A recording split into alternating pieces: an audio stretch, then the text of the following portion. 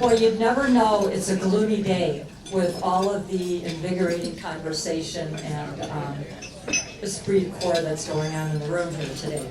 I'm Joan Hardew, and on behalf of the Dubuque Symphony Orchestra League, welcome to our fourth Sound Bites of the 23-24 season, Evening Serenade. What a great season this has been so far, and it's only going to get better. As I said before, the League is very proud and honored to host these events because we have one of the best orchestras in the Midwest, led by the best conductor.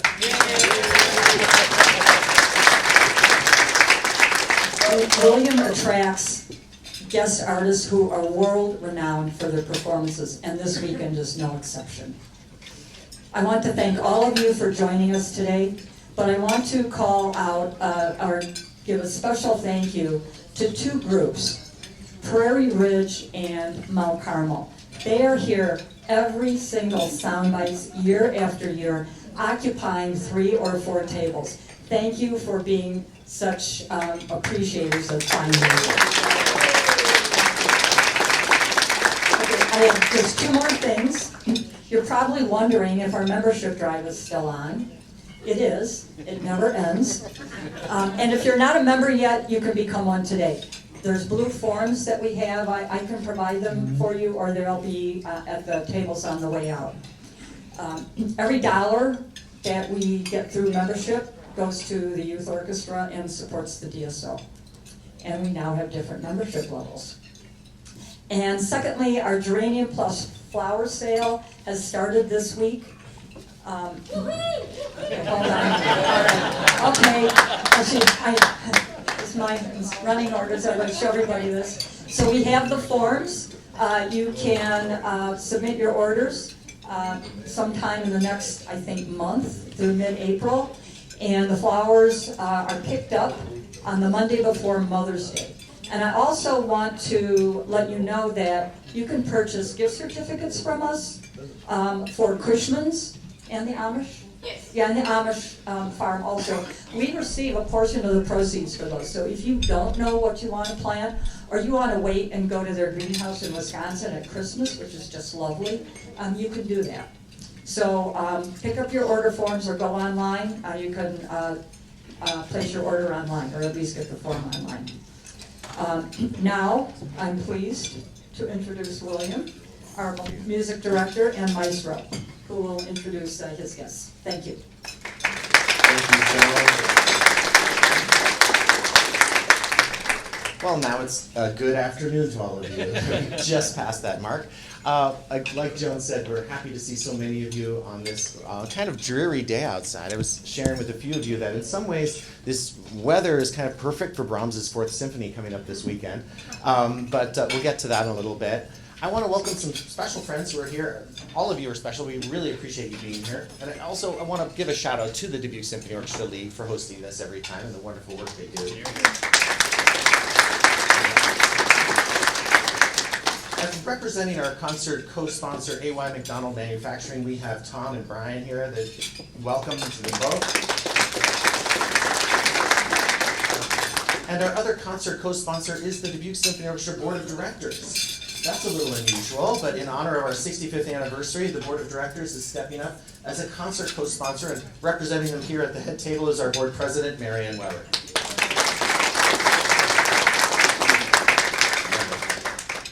We also want to recognize 2 guest artist sponsors, one of whom is anonymous, and the other is Creative Planning. So we thank them for their support as well. Yes. Also, I wanted to mention, before I forget, because I'll get so distracted with Mozart and Brahms and Silvestrov, that tonight we have an open rehearsal. It's one of those few rare opportunities where you can see the orchestra and the guest artists at work, sort of behind the scenes, see us in our jeans, and and see how the process works of putting this program together. So that's tonight at the Five Flags Theater. It starts at 7, but we ask that you get there by about 6:45 at the latest, 6:50. The rehearsal ends at 9:30, but you could also leave at the break, which happens roughly at 8:20. So that's tonight, and we have a fantastic guest artist who's returned to Dubuque after too long, Jon Nakamatsu. Before we bring Jon up, I want to take a moment to introduce our guest concertmaster finalist, Vinny Santana, who is with us this week. And so please welcome Vinicius Santana. Here, why don't you, Sure. we'll try this out. Okay. Yeah, welcome, Vinny. So tell us a little bit about where you're from and where you live now and your other activities and what it's like to be a concertmaster finalist. Okay. Good afternoon, everybody. My name is Vinicius Santana, but I go by Vini. It's much easier. I am originally from São Paulo, Brazil, and I came to the United States about 12 years ago to study with an Argentinian violinist in University of North Dakota, Grand Forks. Really? So, Wow. yes, I know winter. I understand. After that, I moved to UW-Madison, to get my master's at UW-Madison. And after that, I got a job up north in Wisconsin, in Door County, to be part of a string quartet in residence there. My quartet and I were there for 4 years. And after that, that was 2022, I moved back full-time with my wife to Madison again. And she is still pursuing her PhD in clinical psychology, and I'm trying to keep my career with as much variety as possible. So in Madison, I'm very involved with the youth program, and I'm a conductor. I conduct Suzuki orchestra.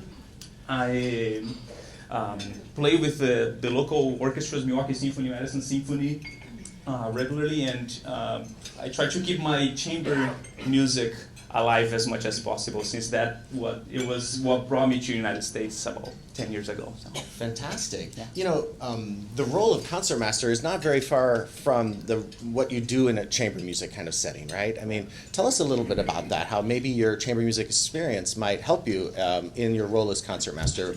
Yeah. I mean, for me, being a concertmaster is there are three main things that, if I would describe, first is communication. In some ways, I want to, be able to communicate with the orchestra. Sometimes even without words, just with body language, and it's very similar to chamber music. I also want to give safety for the musicians around me. And of course, I can not mention about the importance of being able to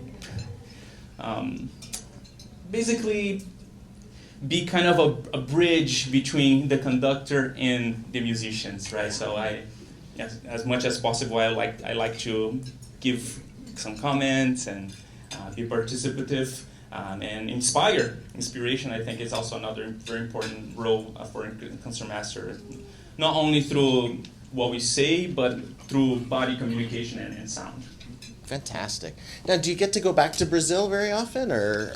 We try. Yeah. We try to go to Brazil at least once a year. Oh, nice. It's been more difficult more recently, but I would say in average once a year we go to Brazil, yes. Well, you're bringing so much to this program, the bowing work that you've done, the interpretation that you're helping to realize in the rehearsals. You've already brought so much to it, Vinny, so we really appreciate your presence here. And it's a long process, so we thank you in advance for being part of it, and your patience is, we're going to have to wait another month before a decision is made. But thank you so much, Vinny. My pleasure. I'd just like to thank my Intriligator for inviting me to be a concertmaster this week. Thank you to the Dubuque Symphony staff, Mark, everybody has been so wonderful, so warm. And thank you to all of you for being part of this wonderful orchestra. Thank you. Yeah. Thank you, Vinny. We've been lucky in Dubuque to have some fantastic concertmasters over the years, and so it's an exciting process to select a new one. That's really great. You might see that we got rid of the podium and replaced them with 2 bar stools here. And I thought it would be wonderful because Jon Nakamatsu, our guest artist, is not just a wonderful pianist, but such a fantastic person and a dear friend. I thought it would be great to let him just be up here with me the whole time. Invite him to be up here with me the whole time and not cheat him of any time that we have with him, just because it's so wonderful to have him back in Dubuque. Many of us remember his performances here, but it's been many years. But for many of us, he is a standout in his musical interpretations, in his artistry, his virtuosity, but also his heart. And so please join me in welcoming Jon Nakamatsu.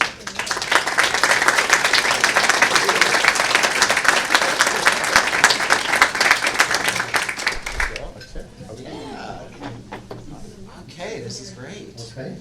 Well, welcome back. Why have you been gone so long? You've been busy. And you're concertizing all over the world, and you're teaching. And I saw that you also added, in addition to teaching at the San Francisco Conservatory, you're teaching at your alma mater now. That's a new one. A little bit, yeah. At Stanford, that's pretty cool. How do you have time to do it all? Like, you're a concerto performer with orchestras around the world. You're a chamber musician with ensembles and individuals around the world. Solo recitalists, recordings, teaching on top of it all. So what is it? How do you do all that? Now you're making me nervous. Well, I think our lives just get filled, and no matter what profession we're in, somehow we manage to say we're so busy and they can't add more. I mean, one of the things we were talking about, that one of the differences from when I was here 10 years ago is that I became a dad. And that's been an amazing thing. And so I have a little 8-year-old at home, and that's just kind of taken over my life in the best possible way. So how you learn concertos with some little 8-year-old running around and your piano. I think like anything else, what I've learned is that whatever time I have just has to be used in the best possible way. So, I mean, even, of course, when he was even younger, if I had 15 minutes to get to the piano, I would actually make sure that those 15 minutes were a work product yield of 15 minutes, and not, for example, a 2-hour practice session and getting about half an hour of work done. That's, to me, a waste of time. So I've become a lot better at just compartmentalizing and really focusing on how to maximize my work. And that even includes just office work, because you think that pianists and musicians, all we do is have to practice and then walk on the stage, but the reality of it is that that's just a small percentage of what the overall job is. And I wake up very early so that I have time to work on my computer with business things for probably about 3 or 4 hours before I even get to the piano, and that's daily.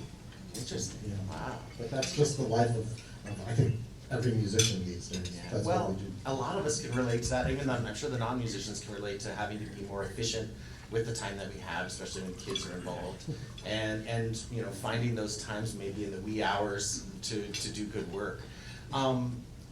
So your story is unusual compared to a lot of pianists or a lot of guest artists in general, because you didn't go on that sort of traditional conservatory track, which, by the way, neither did I. So tell us a little bit about your journey. If you could just sort of sum up a little bit, or just kind of walk us through, like, how did that, like, go ahead. Well, follow-up questions. What I come from a very non-musical family. My parents were not musicians, and so I wasn't pushed into it. And in fact, I saw the piano when I went to a preschool when I was 4. I came home and told my mother, it kind of looked like this. This is what I want to do. And of course, my parents were very confused, and they thought, well, why would you want to do that? But they bought me a toy organ for Christmas one year, and I played with that incessantly. And they thought, that's odd. And then they noticed about a year into it that I could hear things on the radio and just figure out how to chord them and play them. And then I started trying to write them down, even though I had no idea what writing was. And so they said, okay, we'll buy a piano, but you have to take lessons. And that was when I was 6 years old. And so, why I say this is because the teacher that they found, who was basically the wife of one of my father's colleagues, turned out not only to be the teacher who taught me my first scale, but who 20 years later accompanied me to the competition that actually changed my life, that allowed me to be here today. And it is unusual to find that kind of person where they can teach you the most basic fundamental things about music, but also prepare somebody for a major career. And so I felt like that was just serendipity. And by the time, of the second lesson, she said she knew that something was different about me, and she told my parents, your child is very different, and their reaction was more like, well, what's wrong with him? So it took years of her trying to tell them and educate them as to what a musical child needed. But, in some ways that was really great for me, because I then had this life completely outside of what I did as a musician. I see some young people who are so kind of boxed into lives training for only one thing, and their parents almost make that the focus of their life. But for me, I had that on one hand, but then on the other hand, I had a very normal existence in some ways, and I think my parents wanted that, and I'm very grateful for that. In fact, I married a non-musician, and I'm very happy about that too. But so because of that, because I had such a great foundation, and by the time I was 10, my private teacher was seeing me 4 times a week for 4 to 6 hours at a time. And How did you have a normal childhood with that? everything was just in smaller chunks. I gotcha. And there were certain things that I didn't do, but what that did, to jump forward, was that kind of experience allowed me, when I was going to go to college, to think about not necessarily going to a conservatory. And I had visited many conservatories. I thought of that route as well. But the more I spoke with professionals, they said, there's not necessarily one way to do this, and there's no guarantee that if you go to Curtis or Juilliard or any of these big schools, that you're going to have a career at all. So you may as well explore something that's working. And so when I went to school, I ended up majoring in German literature and education. And so I was actually a foreign language teacher in a high school after college, just because I needed a job, actually. And at the same time, I was, trying to practice as much as possible and work with different people and go to competitions and see what I could do. So that's kind of the short story of what happened to me. And then you were in a number of competitions before you won the Van Cliburn. But winning the Van Cliburn literally changed your life, probably overnight.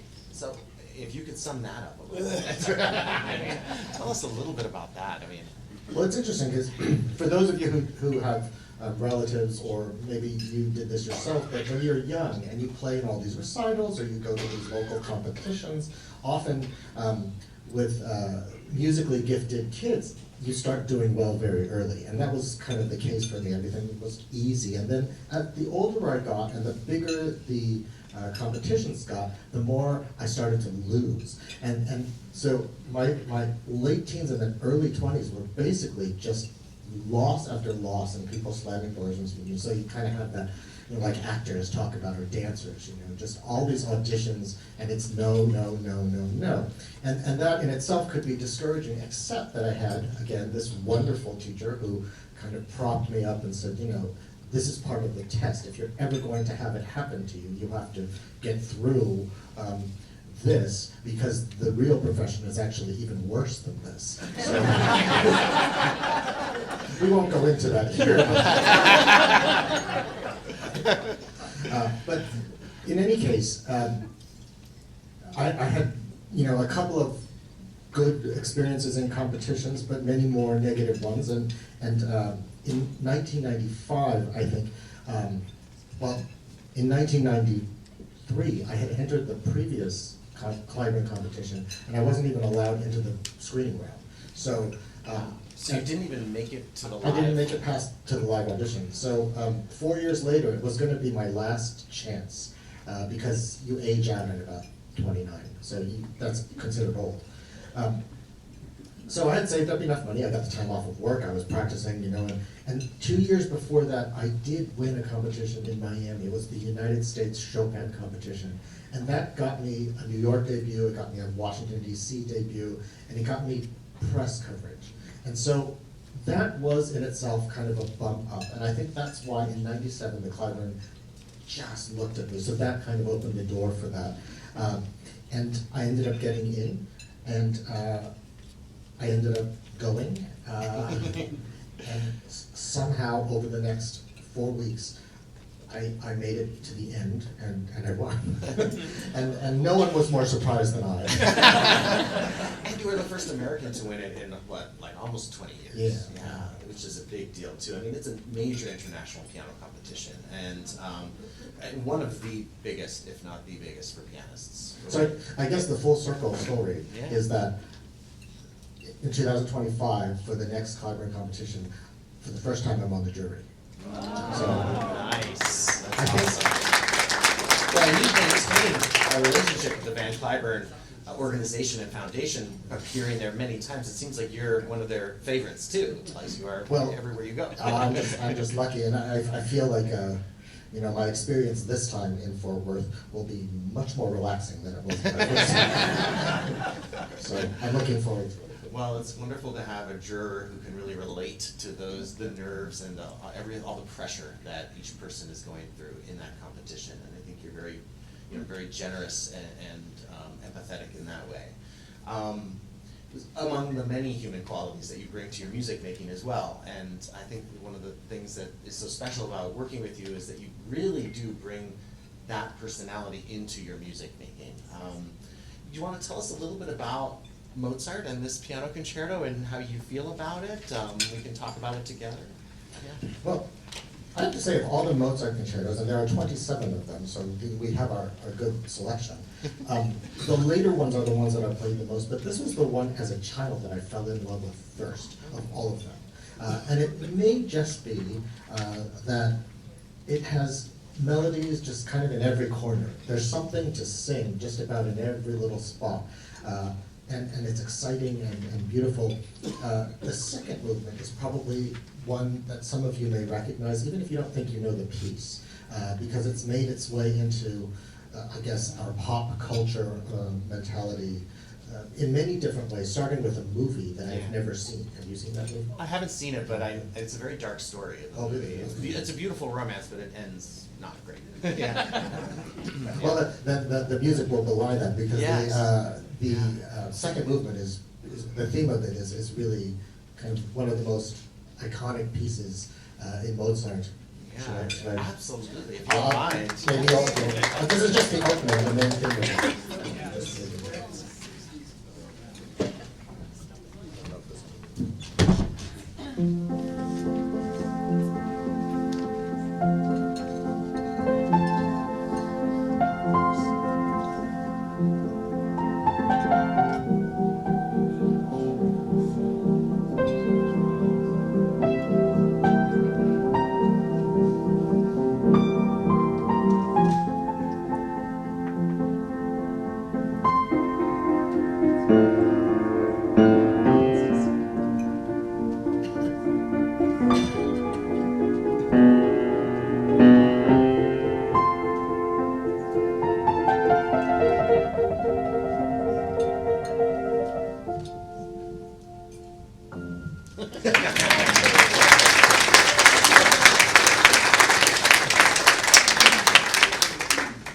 Did anybody recognize? Did anybody not recognize it?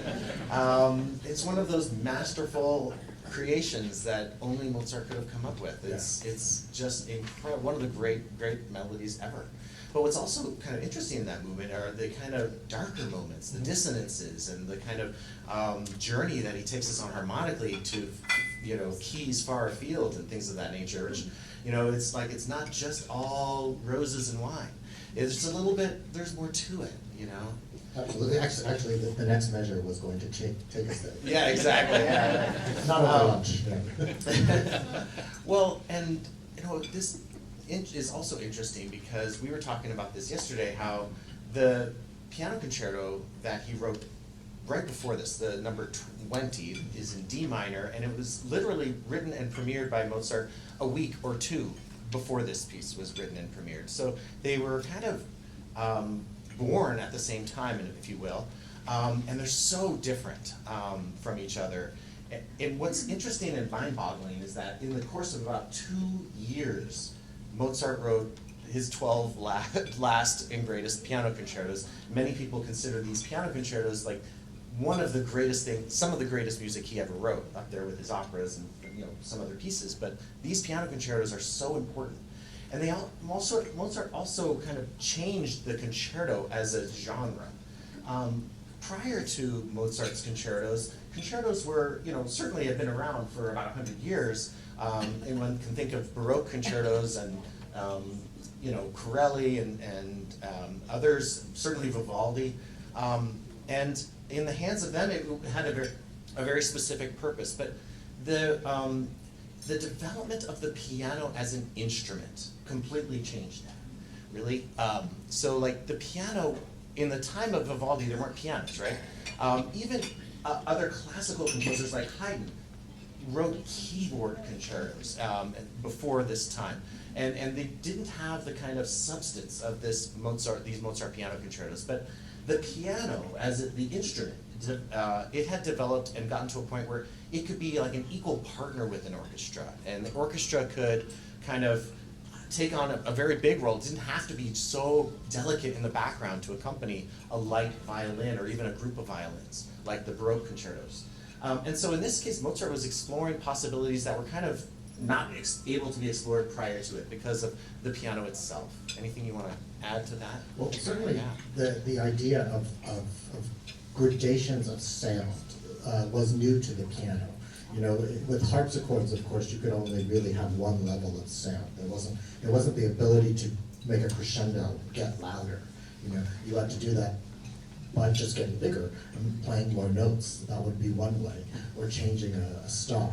But with the new instruments, which were built on hitting strings rather than plucking them, you have the ability to vary the speed at which you hit the strings and the pressure that you needed. So that was the first kind of creation of dynamics, and Mozart really exploited that. You'll hear in this piece that there's just so much that you can do with color, and granted, we are playing it on a modern instrument, which was nothing that Mozart could imagine. So as a group and this orchestra, like everything is bigger, the halls are bigger, the sound is louder. We have to kind of make I guess adjustments and judgment calls as to how we might make it sound more stylistic, more of the period, but still really negotiating what modern instruments can do and what we need for a big space. And so all of these things are very interesting about playing a Mozart concerto, as opposed to a Rachmaninoff concerto, which was written for a piano that is much like the one that you will see tomorrow. So it's kind of a different animal, but it's so interesting if you look at just the whole development of where the piano concerto went, because because of Mozart, we have Beethoven. Yeah. And Beethoven wouldn't have written the way he did had it not been for Mozart. And Mozart, he knew everything about Mozart's concertos.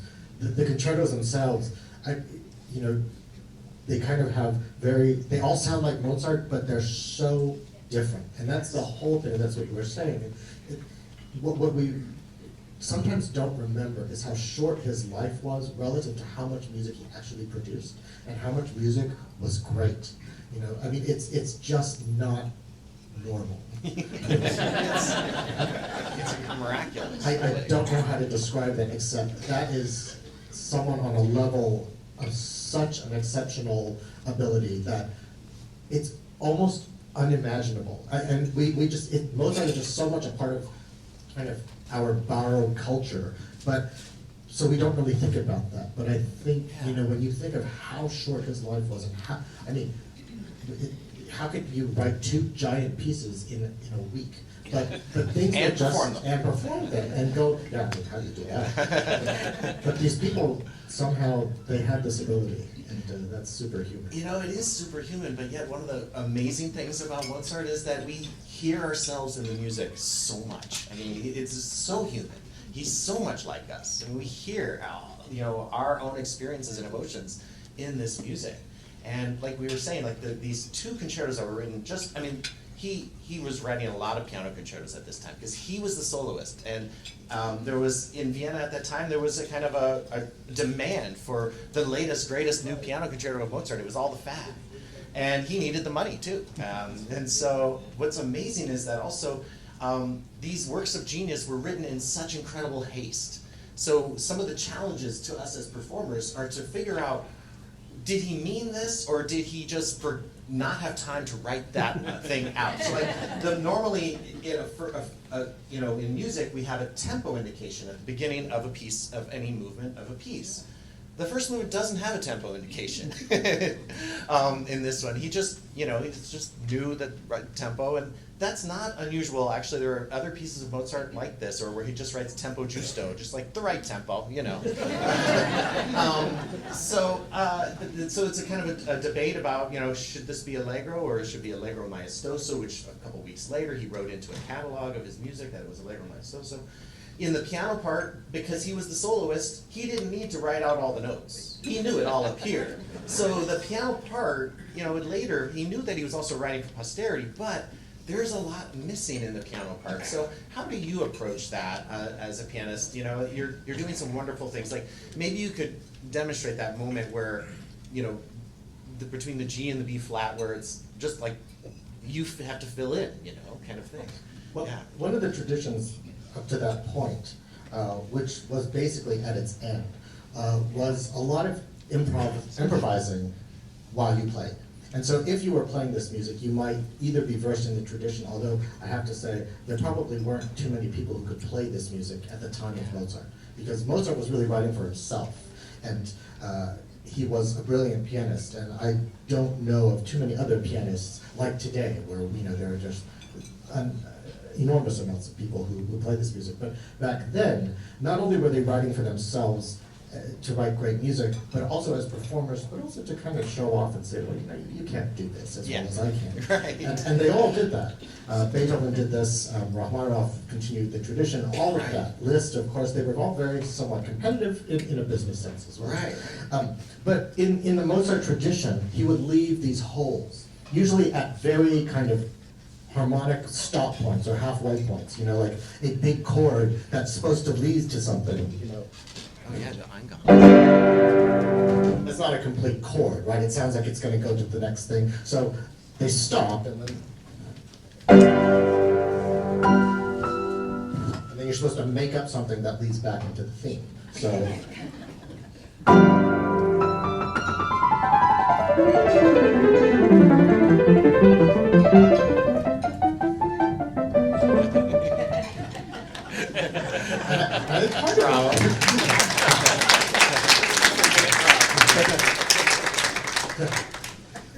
You could clap tomorrow night during the concert. But Mozart, that he would improvise things on the spot, and Beethoven would do the same thing. By the time Beethoven came along, though, he said no. He started writing down all of the cadenzas, all of the things that you're supposed to play were notated very, very specifically, because he thought, you don't improvise in my piece. You will play exactly what's written. In fact, in the last piano concerto, he wrote, "Do not improvise in cadenza. Play exactly what follows." Exactly.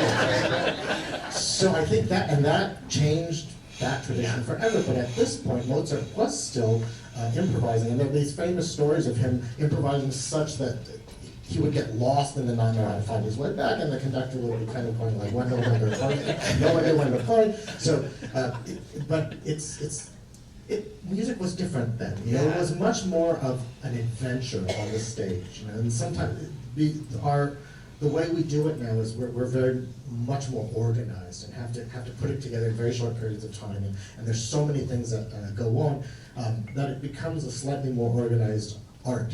But not necessarily an invalid one, just a slightly more modern take on what this tradition was. Yeah, there's the 26th piano concerto that in the last movement has no left hand, and just hints of what it should be, and everybody plays it differently because there are no notes. He just left them all out. He didn't have time to write all this stuff down, but we know that it would be there normally. And that's something, even in this concerto, we were talking about those moments where there's moments for the left hand where, you know. We're not sure. We're not sure, yeah. And so, yeah, we have this approach to music now where we revere it. We wouldn't dream of changing a note of Mozart, but it was a very different time then. I just wanted to add one thing to your story about how they were performer pianists writing for themselves. But nobody among those other ones that you mentioned, like Beethoven or Rachmaninoff or others, also had an experience where in their teens they wrote 5 violin concertos for them to play. They also played, like Mozart did. So Mozart wrote 5 violin concertos for himself to play. And so he not only was a fantastic world-class pianist, but also had that in his experience too. So this just, he was phenomenal. So a little bit of the first movement, maybe we can demonstrate a little bit about that, or I can play a little bit of the orchestra intro if you want on a recording, as you wish. Yeah, you want to hear that? Okay. That'll sound better than me. Well, it's a lovely beginning of a concerto too, because it sort of sneaks in. It sort of sneaks up on you, and then when the pianist comes in, the piano sneaks in actually too. So it has a very playful quality.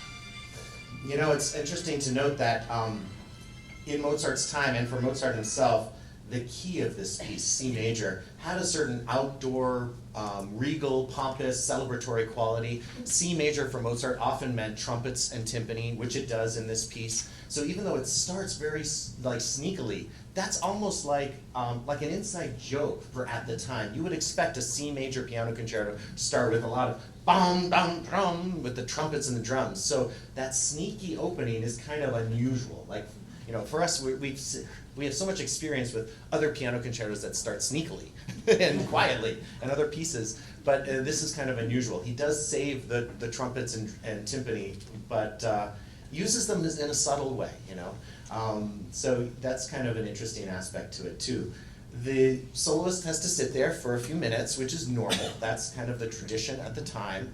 That really broke with Beethoven. But in Mozart's time, it was normal for the orchestra to present the themes. So the orchestra presents quite a number of themes, and then the pianist gets to come in after a very kind of sneaky little invitation by the woodwind. So it's sort of, you kind of come in like, oh yeah. Can I play that? Yeah, sure. Okay. Thanks. Sometimes in Beethoven and Mozart, the first entrances are the scariest. And it's because they don't warm you up. They just start. Here's a scary entrance.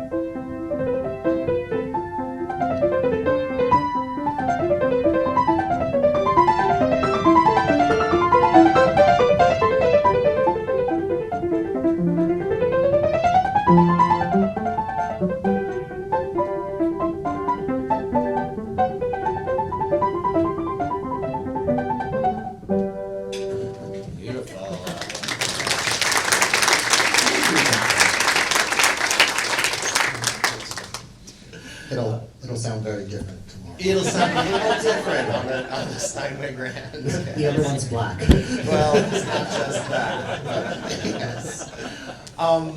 So yeah, there's just so many wonderful things in this concerto, and as we were saying before, because the piano itself had developed, there was more to give to the pianist, which meant that there was also more you could give to the orchestra. So the orchestra does have some moments to shine, and certain woodwind figurations. There are little moments even in the French horns where they get to have some little sort of dialogue with you in the last movement and things like that. Yeah. I think one of the difficulties that we often again don't think about, because we're so used to seeing a piano concerto presented in the way that you will see tomorrow night. The piano's out front and everybody's in the back and there's a conductor. In many cases, these works were not necessarily meant to have a conductor. The conductor would be at the piano. Mozart would probably have conducted this himself, or there would be a conductor, and but the configuration was often different.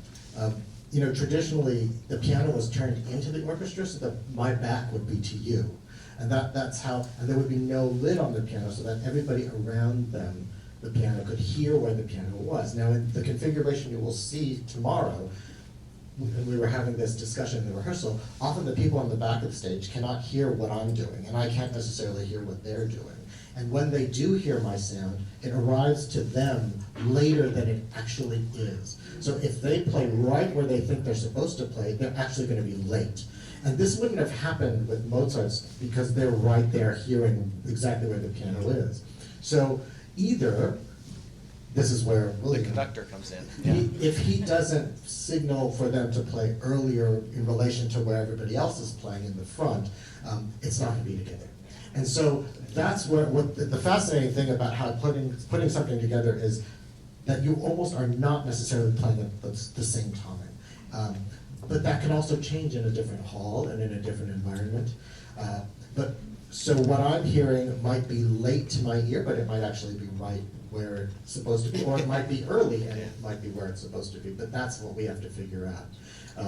And that's one of the interesting things about the Mozart concerti is that because there's so much interaction between the sections and the pianist, it feels like giant chamber music. And Vinny was talking about just how chamber music is such a big part of what we do, but I think it's training, in the biggest sense for what this is. If we don't treat it as chamber, even though we have a conductor, we still all have to kind of communicate among each other, though everything is really funneled through William. Yeah. So these layers of dynamics I find, even just as an exercise, fascinating. And it happens so fast, but it all has to kind of work individually for the whole thing to go smoothly. Yeah, and that's particularly a challenge in this concerto in the last movement because it has such a fast, scampering, kind of frantic pace that if we're just even a split second behind, it loses it. So. Well, the other thing to remember, and that's when we were rehearsing, if you come to, sometimes I think the rehearsals are more interesting than the concerts. But because you get to hear differences, and even if you don't think you can, you really can. Once something goes wrong or something is not right, then we try to figure out how to fix it, you will hear a difference. And the thing about playing with a piano, it's not like playing with any other instrument because the piano has probably the most immediate sound of all the instruments, maybe with the exception of a drum or some type of percussion instrument. But as soon as you hit the key, the sound happens, and it doesn't happen like, it doesn't come into the sound. There's no bloom to the sound. The sound is ping. So that means that if you're playing just a microsecond late to the beat, ping will be later than. So the sound will bloom later. So that's another thing to negotiate. So orchestras often sound great when they play the symphonies, because everybody can just come in when they want, and if you're not sure, you just do this. Sorry, he would never do that. But with the piano, you can't play this way, and that's to William's credit. I have to say, there are some conductors who do not understand this, and so we're just kind of left out high and dry to be ahead of everybody all the time, or we have to just play back. But the best experiences are when everybody understands how different the piano is. It's hard to explain, but that really dictates how together we can be or not. Absolutely, yeah. you know, it is one of the challenges as a conductor working with a pianist, but you know, I frequently have to just sort of lock into your sound because I'm right next to you, and that's so I can be with you. Or sometimes it's a left hand that I can, you know, really make sure that we're really locked in together. But yeah, that's a big challenge. Now in this concerto, again, because Mozart was in a rush, he didn't write out his cadenzas or all those little other opportunities. So you demonstrated one of those little opportunities for us. Tell us a little bit about what you will be playing and how you chose that. So we do it different ways. There's sometimes where we typically write out cadenzas as pianists. We just, you know, when there's nothing written, we make up something and do it that way. Exactly. In a cadenza, you kind of recycle the material that has already been laid out in the other sections of the piece, but in a more creative way and sometimes an improvisatory, free way. And that's how composers did it themselves. But there are also just unending amounts of interesting concerto cadenzas that have been written by other people. In fact, the two that I will use tomorrow are by Busoni, himself a fantastic pianist and also purportedly one of the geniuses of music, just like Mozart, prolific and understanding in every way. He wrote some cadenzas to Mozart concertos, and they're just a little quirky and odd, and that's what I liked about them. And so you can judge. Sometimes they make people go, what's going on? But, so you can be the judge. I find them quite charming and fun, but yeah, they're a little more chromatic than I think Mozart would have Yeah. chosen to write. Well, that makes me think of, again, that concerto that he wrote a few weeks earlier, the D minor piano concerto. They're famous cadenzas by Beethoven, which are also tempting to play. Well, Jon, we're so excited to hear this with you, and I want you to stay up here as we shift to talk about Brahms and our opening piece too. So, you know, many of us are unfamiliar with classical composers from the Ukraine. And because of what's been going on there these 2 years, I thought it would be important to play music by one of their leading, perhaps their leading greatest composer is Valentin Silvestrov, who had to leave Ukraine during the bombardment of Kyiv and is now living in Berlin with his family. He's an elder gentleman, he's still writing music. In his youth in the Soviet Union, he was considered a very avant-garde composer. His music was kind of banned. As he's gotten older, and especially after the fall of the Soviet Union, his music has become a lot more kind of, I don't know, spiritual, almost reflective is a good word for it. The piece that we're going to play on the concert tomorrow night is almost a piece of chamber music. It's written for 18 string players, specifically just those string players. And they all are muted string players. And it has a very wistful, fragile, quiet kind of quality. The dynamics range from triple P or nothing, niente, to the maximum dynamic is mezzo piano in the whole piece. It's the middle movement of a 3-movement piece for strings called silent music or quiet music. But this movement, Evening Serenade, has a beautiful quality that I thought would set the stage for this concert and perhaps tie in well with the Brahms as well at the end of the concert. But I also found it just, moving that this composer who's experiencing this kind of bombardment of his home country has had to flee, and now his music is being performed. And you might want to expect music of like strength or triumph or dissident or like kind of defiance. But this is music that's more very poetic and just very wistful, meditative. I'll play you a little bit of a recording of this, of what you'll hear tomorrow. Again, Silvestrov is the composer, and it sounds like this.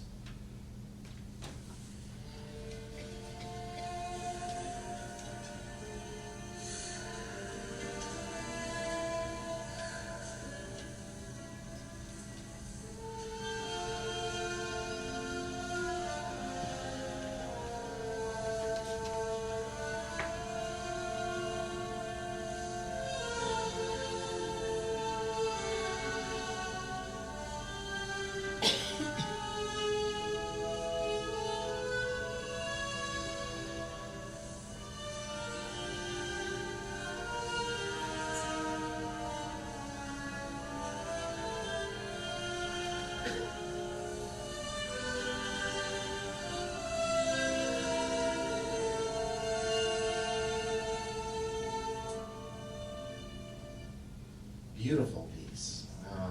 You know, this was written in 2002, so this was not written in response to the Russian invasion, but this is, you know, he likes to say that his music is really a commentary on he doesn't write any new music. You can see in the program notes. He writes a response to the music of the past. It's fascinating, and I hope that we can play more of his music in future concerts as well.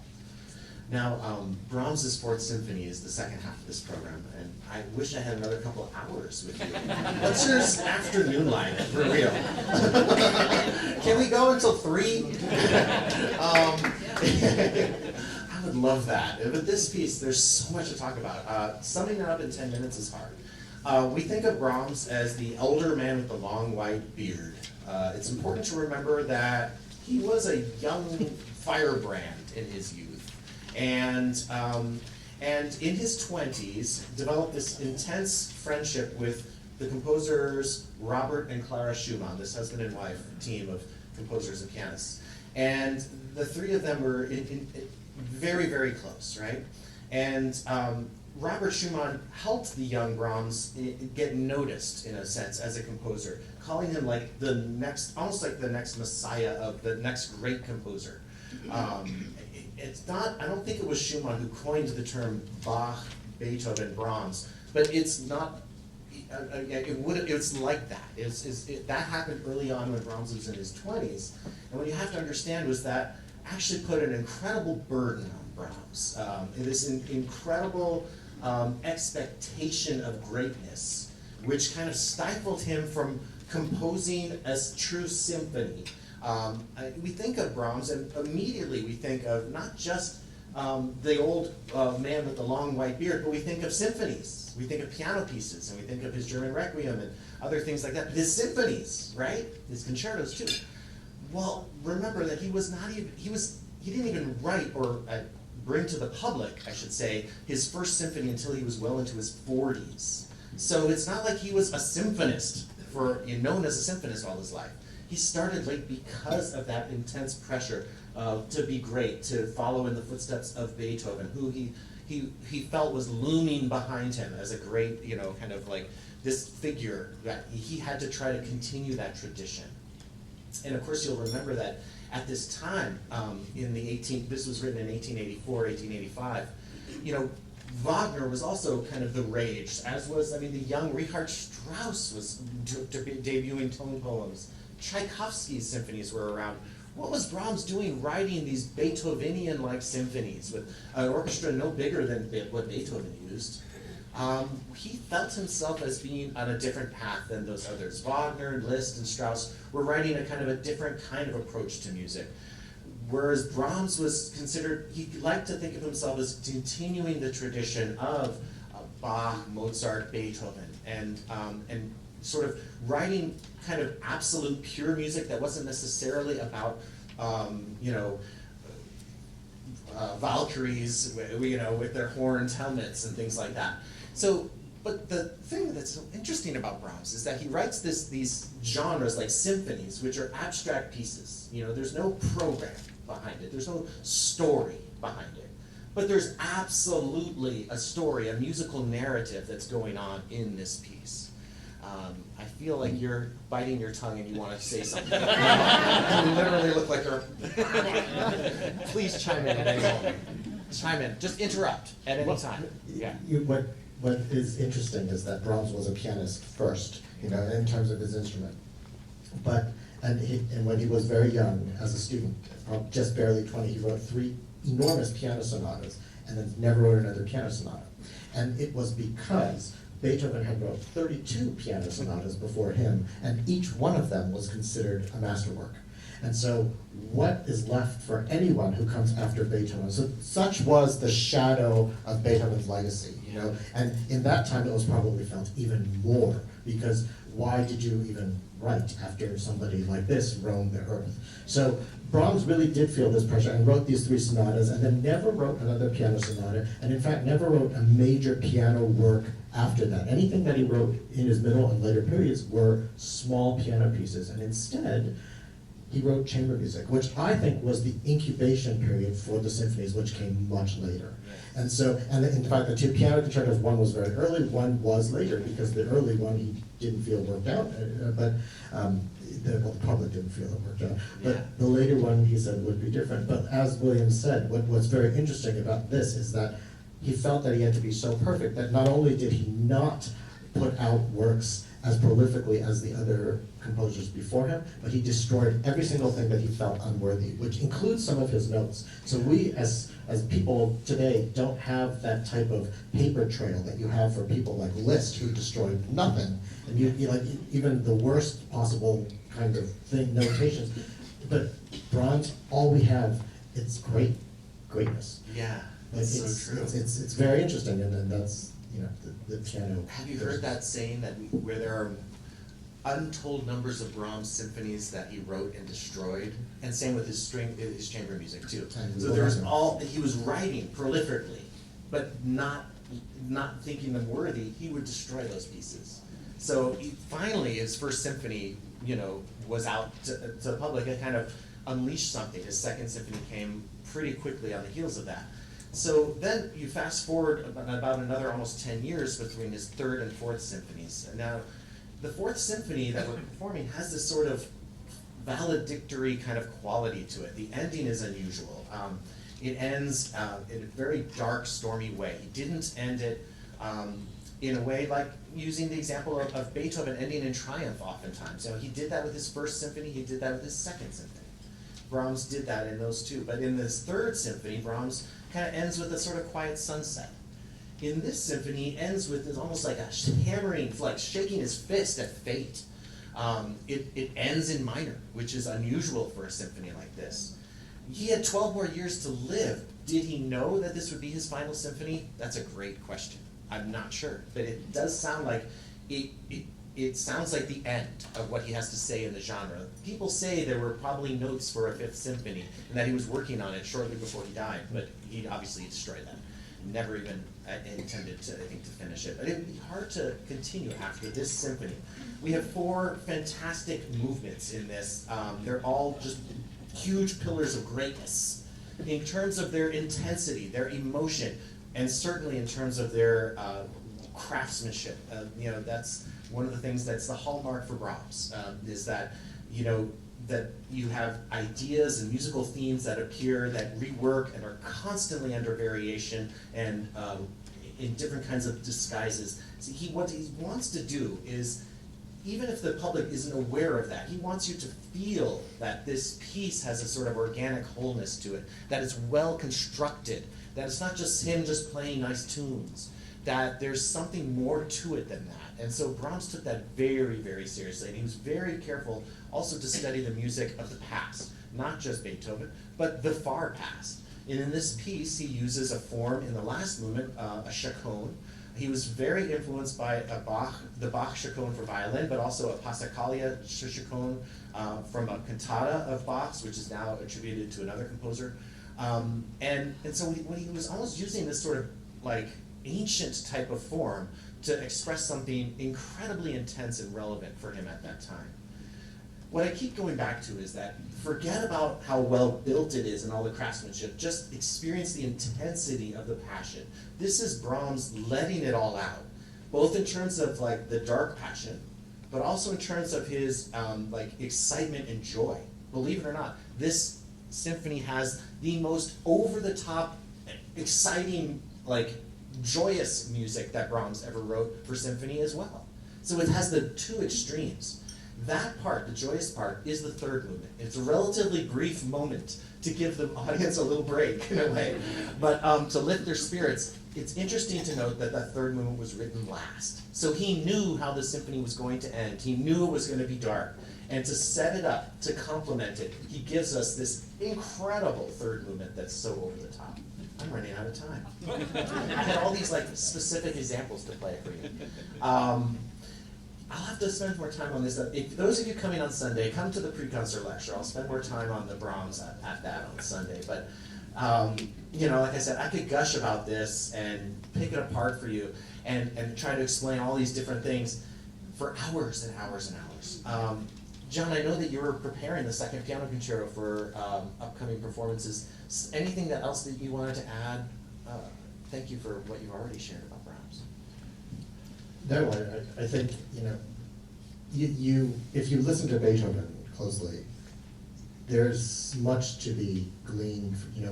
Brahms does have this sense of continuing that tradition, even the orchestral tradition of Beethoven in a way. And I think the one thing about the piano works is that they're all a little uncomfortable. They don't feel great, and some of them even feel awkward.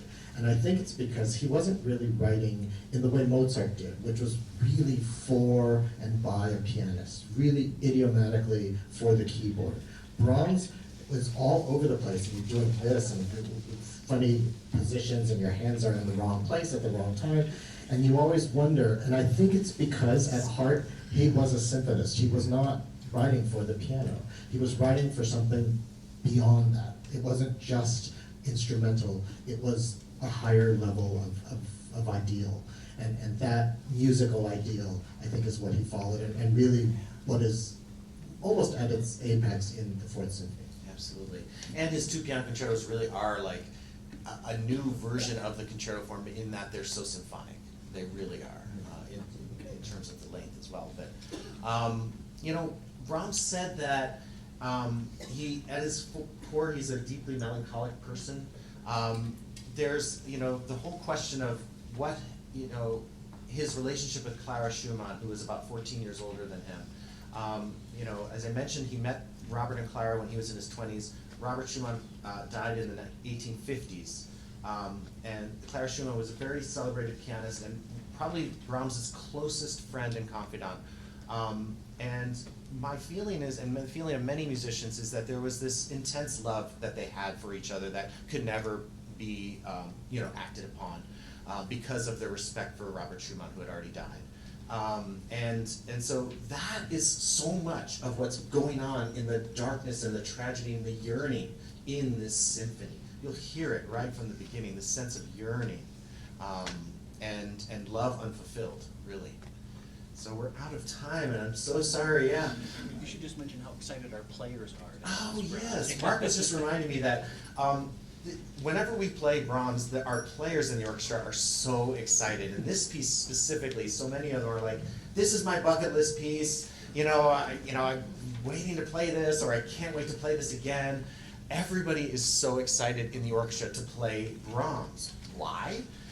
I think they understand that there's this incredible greatness to the way it was written, and it challenges us. It makes us sound amazing. I don't know, Vinny, is there anything else you want to add to that?